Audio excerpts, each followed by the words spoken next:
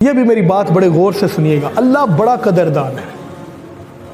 اللہ چھوٹے چھوٹے اعمال کی بھی قدر کرتا ہے۔ کیا فرمایا قرآن میں؟ فَمَن يَعْمَلْ مِثْقَالَ ذَرَّةٍ خَيْرًا يَرَهُ۔ ایک ذرے کے برابر بھی کوئی نیکی کرتا ہے نا تو اللہ تبارک و تعالیٰ کیا کرتا ہے؟ اللہ اس کو بھی ضائع نہیں کرتا۔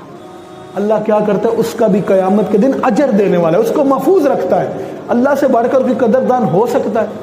ہم لوگ دیکھیں نا، دنیا کے بادشاہوں کا ایک اصول ہے، مثال دے کے سمجھاتا ہوں۔ دنیا کے بادشاہوں کا اصول ہے، جو لوگ گورنمنٹ جاب کرتے ہیں ان کا ذرا زیادہ ان چیزوں سے پالا پڑتا ہے کہ آپ نے اپنے کسی صاحب کے سامنے، کسی آفیسر کے سامنے، آپ کلرک کی جاب کرتے ہیں، آپ نے اس کے سامنے کوئی کاغذ پیش کرنا ہے اور اس کے اوپر سائن کروانے ہیں۔ آپ کیا کرتے ہیں؟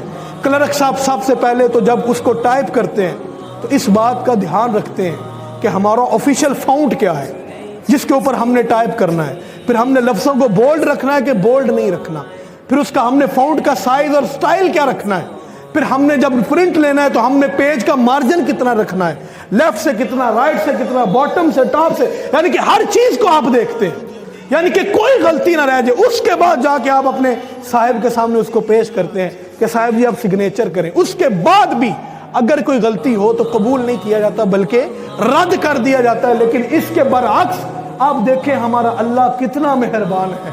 ایک بندہ نماز پڑھتا ہے، یہ مسئلہ بھی ہے، یہ غور سے سنیے گا۔ ایک بندہ نماز پڑھتا ہے، اب وہ بھول جاتا ہے کہ میں نے 3 رکعتیں پڑھی ہیں یا 4 پڑھی ہیں۔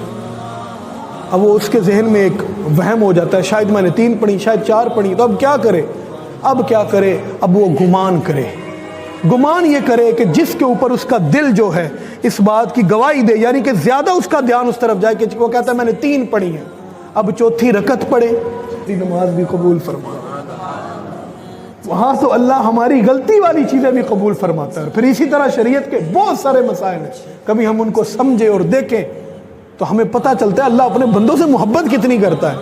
آپ کو کسی ایسی جگہ پہ لے جاتے ہیں جہاں پہ بالکل اندھیرا ہے، یا اگر دن ہے تو بادل اتنے زیادہ ہے کہ کالی گھٹا چھا گئی ہے، آس پاس کوئی ایسی چیز ہے یا درخت ہے، آپ کو پتہ ہی نہیں چلتا کہ کعبے کی سمت ہم نے کس طرح متعین کرنی ہے، قبلہ کون سا ہے، تو آپ نماز شروع کر لیتے ہیں۔